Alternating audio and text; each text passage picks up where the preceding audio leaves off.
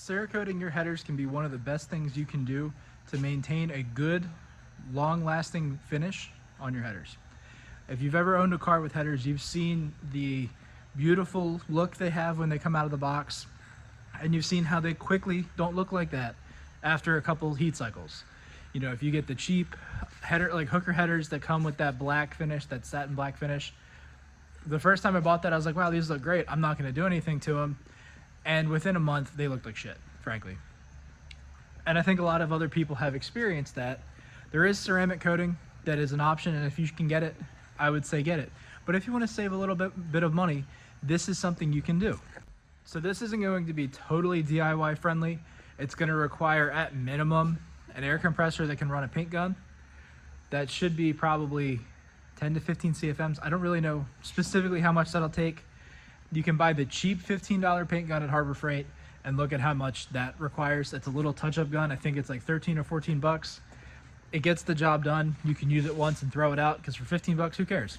This is the larger version that's not a touch-up gun, but it looks very similar. It's just about half the size. What we're going to do is we're going to use air-cured Cerakote to coat a set of used headers to get them a good, long-lasting look. We'll take a look at my car so you can see what they look like after about 2 years, a whole bunch of track days, a couple road trips, some daily driving use in the rain, the sun, everything in between, the hot and the cold. They've been through probably hundreds, if not thousands, of heat cycles, and they still look perfect. So we'll take a look at those now. So here are my headers. As you can see, they're bronze, but they're still bronze after hundreds, if not thousands, of heat cycles.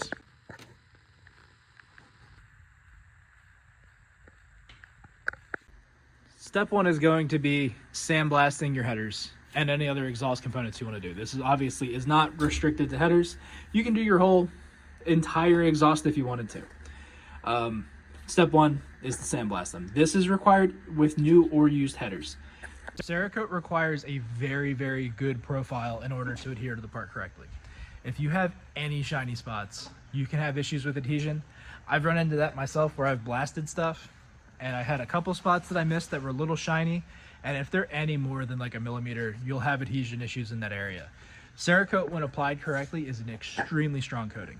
It'll scuff. It reminds me of like a chalkboard where like you could scratch it and you could scuff it, but it would come off.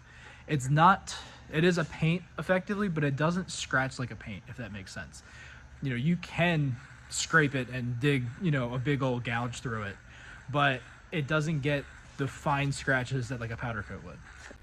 So I'm going to go ahead and blast these. If you don't have a sandblaster or your sandblaster is too small to fit, you can maybe outsource these to a sandblaster locally, but if you don't have a sandblaster, you're not going to get good adhesion. I'm not saying it won't work, but I'm going to say it's not going to work as well as it would if you did sandblast it. So obviously I started blasting this one, but you do need to get all of the rust, obviously, any other defects out, anything like that. Cerakote is a super thin coating, so you can apply it on your flange surfaces, but obviously you don't want to sit there and blast gouges or rivers or anything into these.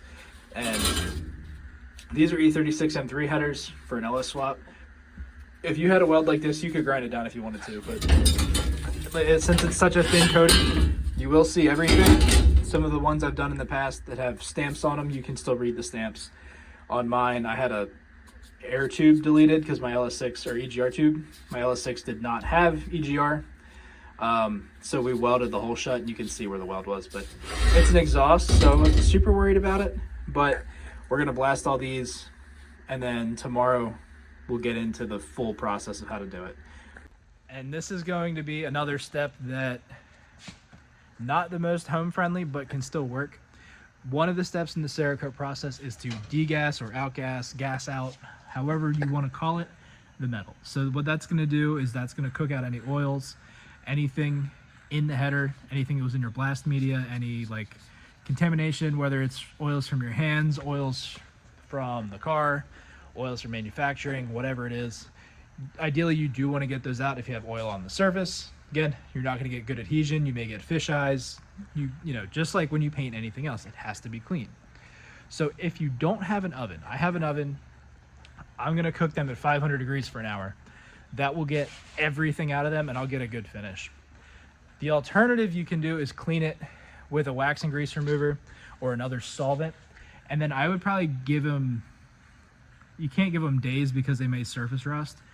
But if you took a heat gun and were to heat them up, or a space heater, a torpedo heater, anything to heat them up enough just to get the water from the humidity out of them, to get the oils out, anything like that, you only have to get up to like 250, 300 degrees to do that. I would say if you got to 250, you'd be perfect. You do that to get a better finished product at the end. If you don't do it, I have done that. It usually works out, but the keyword there is usually. Per the manufacturer, their process does involve a gas out step. So this is where we'll be spraying the parts. This is a pop-up canopy. I put the walls up on all sides, and this ends up being my Cerakote spray booth. I use a fan, box fan with a filter. You can use more than one, but one tends to get the job done. And as you can see, this filter does work because it's collected lots of overspray over the years. Got a nice test panel to set the gun up. It gets the job done. You can set something like this up at your house or in your yard or whatever, wherever you have space. But the overspray is overspray. Needless to say, it does get everywhere. It does stick to things. The overspray off the floor usually you can sweep up, but it does leave some behind. Cerakote is acetone soluble, so you can use that to clean it up. But if it's fully dried, it doesn't work as well. So something to consider. So this is the paint gun we're going to be using. This is the Black Widow from the Spectrum brand at Harbor Freight. This isn't the recommended gun. Like if you read the Cerakote instructions, they recommend an Iwata, small 0.8 tip. This is a 1.3 tip. Basically, this will spray very fast. And because of that, it's very easy to get runs. I don't recommend it if it's your first time because Cerakote is very thin. It's thinner than a lot of automotive base coats that I've seen. It's basically just solvent. So it has a tendency to run, especially in colder weather.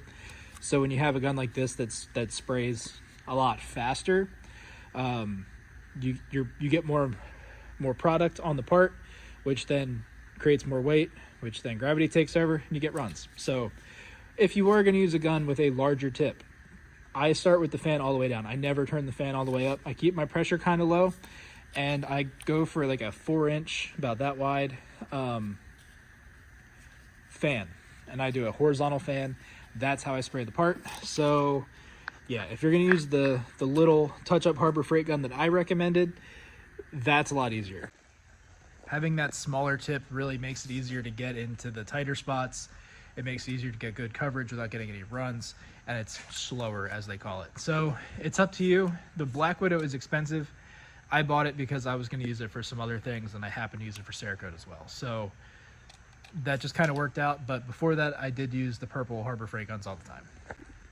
Another thing that's nice to have, but you really don't need it, but especially when you're first starting out, is very nice to have, is an airbrush.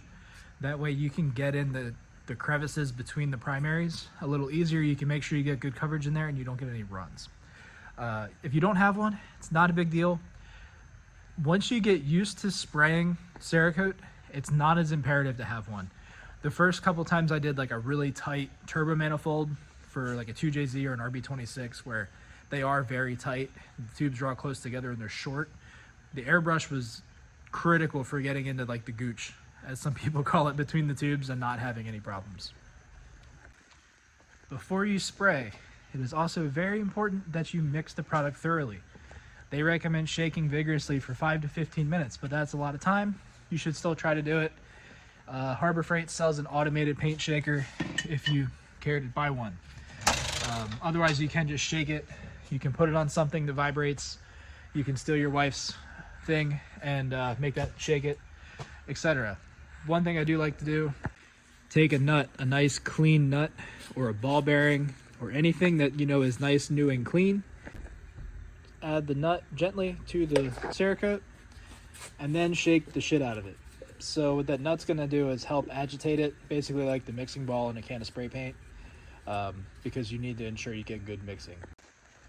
What I've seen happen is the ceramic can settle at the bottom and it won't mix back in with the solvent right away, or the solvent and the pigment can separate and you'll end up spraying straight solvent and you'll get basically what looks like fish eyes, or there's no pigment, and it can cause problems. So if you really mix it well, you don't run into those things. They're easy to overcome, but especially if you don't have the ability to sandblast this stuff, you need to make sure you're good the first go. It's really that simple. Another thing I recommend before you spray is take a rag with you into your spray area. What you can do, if you get a run, you can take your finger and wipe the run, wipe in one direction. This is especially useful if it's not a metallic color. You can just wipe the run and kind of smear it out. You're gonna have an area there, but let that kind of dry. You know, it takes about an hour for this stuff to dry to the touch. Give it, say, 10 minutes or so. You can go flow that area out again, spray it again. You'll hide the run. That being said, if you do have runs and you're like, wow, I'm never gonna see that, you know, it's down near the collector or on the bottom side of a primary or something, somewhere that you'll never know it's there, or only you'll know it's there. You can leave it. I've done stuff myself. Even on my own car, I have a couple runs that I'm not worried about. I can't see them. They've been through the same heat cycles and they've had no issues. So no point in worrying about it. If it's, you know, only cosmetic, but in an area you can't see, it's not a big deal. Now it's actually time to spray the part. So you want to start with any tight areas that the part has. I would recommend starting on round pipe as well if you're doing any other exhaust components instead of just the headers. But if not, start with the tight areas, get them nice and covered. You can always check them with an LED flashlight and come back later. You can apply multiple coats if needed, just do them before the coating fully dries. So start with the tight areas and just keep moving. Don't really stop. One other tip that's good is to flip the part over, have it in a way that you can hang it, hook something to the other end and flip it over. That'll usually reveal some light areas that you missed. So give that a shot and you should be good. Check it all with an LED flashlight. That's the most important thing you can do.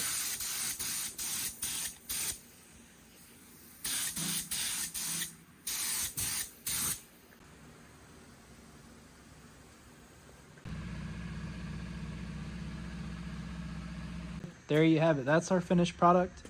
This is Cerakote Glacier Black. It's not the prettiest glacier color, but it works. It's a good flat black. It will hold up to the heat. It will hold up to the corrosion, and it's a thin film coating.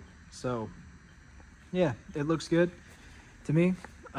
There are some better blacks on the market. Techline has a better black, but you do need an oven to cure that one. As far as air cured blacks go, they are generally on the more satin or flat side. But this does look way better than the rusty stainless headers did. So yeah, thanks for watching. I wish you good luck on your endeavors coating your own headers. But this should get you where you need to be to save $200 to $300. Even all materials included, it's still $200 cheaper than what I charge to do a set of headers.